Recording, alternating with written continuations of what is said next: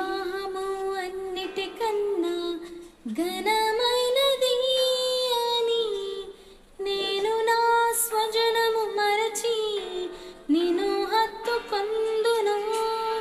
సంఘము క్రీస్తుకు లోబడినట్టుగా నేను నా భర్తకు లోబడి ఉండెదను.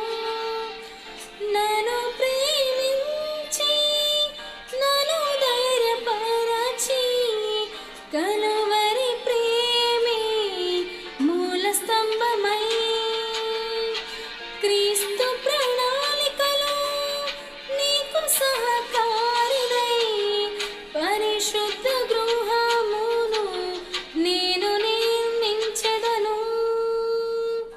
పరలోక సాక్షిగా నీ సన్నిధిలో నేను పరమాత్ముని కార్యముగా ఈ యాత్రను కొనసాగింతును. పరలోక సాక్షిగా నీ సన్నిధిలో నేను పరమాత్ముని కార్యముగా ఈ యాత్రను కొనసాగింతును.